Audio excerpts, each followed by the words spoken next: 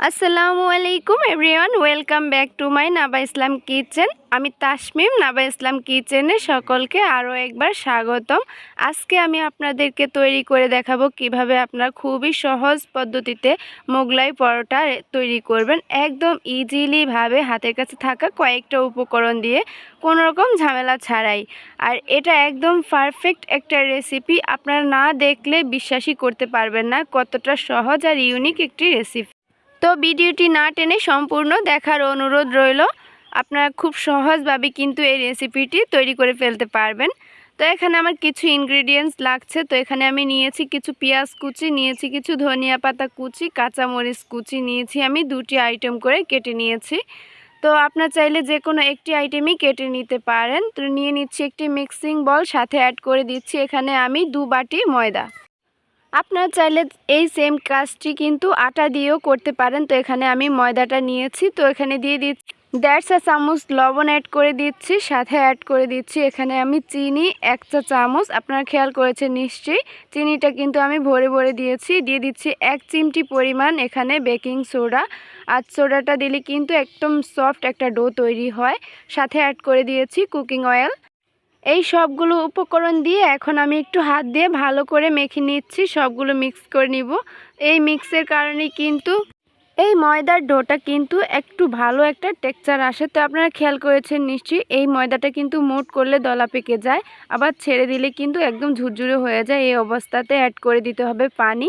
তো এখানে আমি সবগুলো পানি দেওয়ার পরে, ডোটা কমপ্লিট করার পরে বলে দিব আমি এখানে কতটুকু পানি অ্যাড করেছি। পানিটা কিন্তু একবারে দিবেন না, নয়তো একবারে নরম হয়ে যাওয়ার সম্ভাবনা থাকবে। অল্প অল্প করে কিন্তু পানিটা অ্যাড করতে হবে। তো আপনারা খেয়াল করেছেন নিশ্চয়ই আমি কাজটি কিভাবে করতেছি।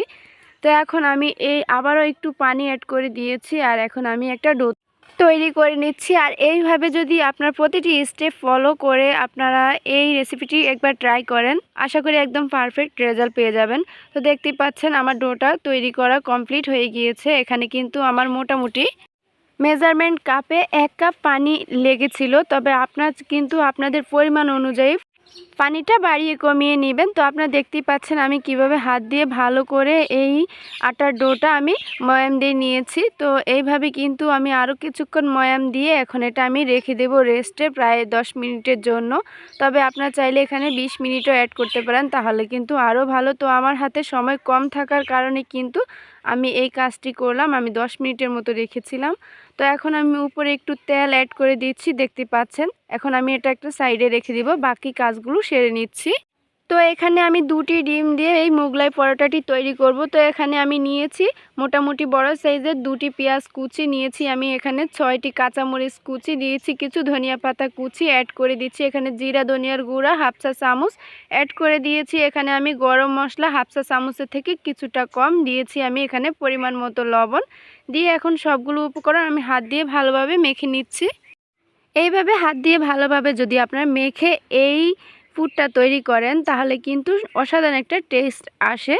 তো দেখতেই পাচ্ছেন আমি কীরকম নরম করে নিয়েছি একদম হাত দিয়ে মেখে। এখন আমি অ্যাড করে দিচ্ছি রুম টেম্পারেচারে থাকা 2টি ডিম অ্যাড করে দিয়েছি। আর এখন আমি একটা চামচের সাহায্যে এগুলো একটু মিক্স করে নিচ্ছি, দেখতেই পাচ্ছেন। খেয়াল করেছেন নিশ্চয়ই আমি কিন্তু এখানে এক্সট্রা বাড়তি কোনো মশলা ইউজ করি নাই। এই কাজটি কিন্তু হোটেলেও করে থাকে।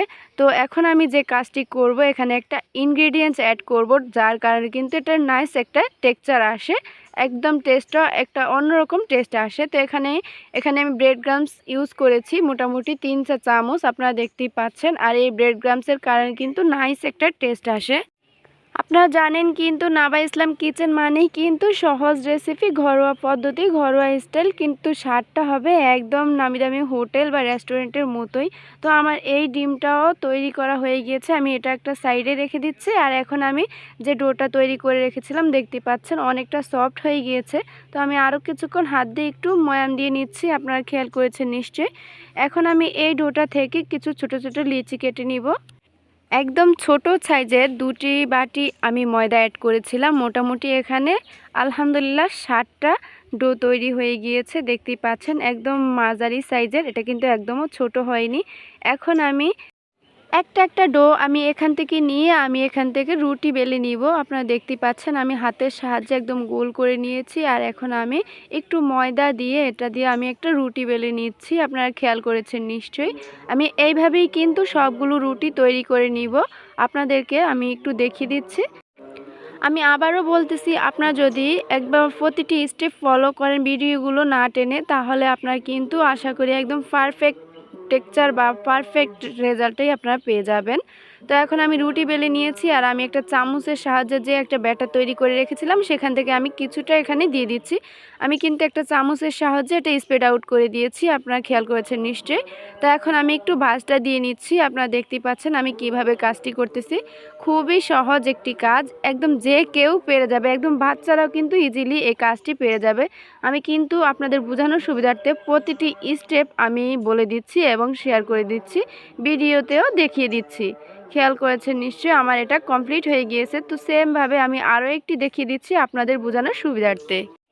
আর হ্যাঁ, আপনারা কিন্তু এই রুটির পুরুত্বটাও দেখেছেন, একদম পাতলাও না আবার একদম ভারী না। তাহলে কিন্তু পাতলা হলে ছিঁড়ে যাওয়ার সম্ভাবনা থাকবে, আর ভারী হলে কিন্তু এটা একদম মচমুচে হবে না।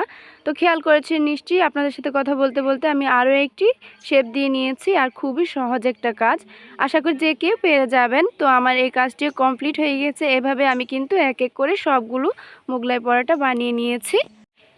ভিডিওটি ভালো লেগে থাকলে অবশ্যই চ্যানেলটি সাবস্ক্রাইব করে বেল আইকনে ক্লিক করে রাখবেন, যাতে এরকম নতুন নতুন মজার ভিডিও পেতে পারেন। তো দেখতেই পাচ্ছেন মোটামুটি এখানে আমার 6টি মিডিয়াম সাইজের পরোটা বানানো হয়ে গিয়েছে। এখন আমি চলে এসেছি কিচেনে, আর এখানে আমি কিছু তেল অ্যাড করে দিয়েছি। মিডিয়াম আছে তেলটা আমি গরম করে নিয়েছি। এখন আমি দিয়ে দিচ্ছি এক এক করে সবগুলো পরোটা। এভাবে আমি ভেজে নেব। তো আমি এখানে একটা করে ভেজে নিয়েছি। আপনার চাইলে কিন্তু এখানে দুটি পরোটা একসাথে ভেজে নিতে পারেন, তবে আমি আমার সুবিধার্থে একটি করে দিচ্ছি। এই অবস্থাতে কিন্তু চুলার আঁচটা একদম মিডিয়ামেই রাখতে হবে, এটা হাই করা যাবে না, নয়তো উপর থেকে কালারটা চলে আসবে কিন্তু ভেতরে যে ডিমটা দেওয়া হয়েছে সেটা সেদ্ধ হবে না। সেদ্ধ হওয়ার সম্ভাবনা খুবই কম থাকবে। এই স্টেপটি কিন্তু অবশ্যই ফলো করবেন। তো আলহামদুলিল্লাহ, আপনাদের সাথে কথা বলতে বলতে দেখতেই পাচ্ছেন আমার একটা পরোটা ভাজা কমপ্লিট হয়ে গিয়েছে। আর এখন আপনারা দেখলেন আমি কেমন করে ভেজে নিয়েছি, কালারটা কেমন চলে এসেছে, একদম দোকানের মতো। তো এভাবেই আমি কিন্তু সবগুলো পরোটা ভেজে নিয়েছি, দেখতেই পাচ্ছেন। এখন আমি এগুলো একটু কেটে দেখিয়ে দিচ্ছি কতটা পারফেক্ট হয়েছে। আর দেখতেই পাচ্ছেন ডিমটা ভিতর থেকে সেদ্ধ হয়ে একদম ফুলে ডবল হয়ে গিয়েছে, খেয়াল করেছেন নিশ্চয়ই। আর হ্যাঁ, উপরের লেয়ারটা কিন্তু দোকানের মতোই একদম ক্রিস্পি হয়েছে, আর ভেতরটা কিন্তু একদম সফট হয়েছে, আর টেস্টটাও কিন্তু একদম দোকানের মতোই হয়েছে। আমি আশা করি আপনারা যদি প্রতিটি স্টেপ ফলো করেন বা আমার ভিডিওতে যে যে উপকরণগুলো আমি ব্যবহার করেছি, আপনারা যদি প্রতিটি স্টেপ ফলো করে এই রেসিপিটি ট্রাই করেন, একদম আপনার দোকানে যেতে হবে না, আপনার কিচ্ছু না, একদম দোকানের মতোই স্বাদটা পেয়ে যাবেন। আপনারা খেয়াল করেছেন নিশ্চয়ই, একদম পারফেক্টলিভাবে ভেতরেও সেদ্ধ হয়ে গিয়েছে।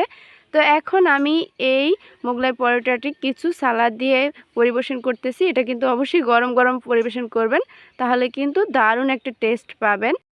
আপনারা কিন্তু এটা চাইলে সসের সাথেও পরিবেশন করতে পারেন। এইভাবে তৈরি করলে বাচ্চা থেকে বড় সকলেই কিন্তু আপনার প্রশংসা করবে।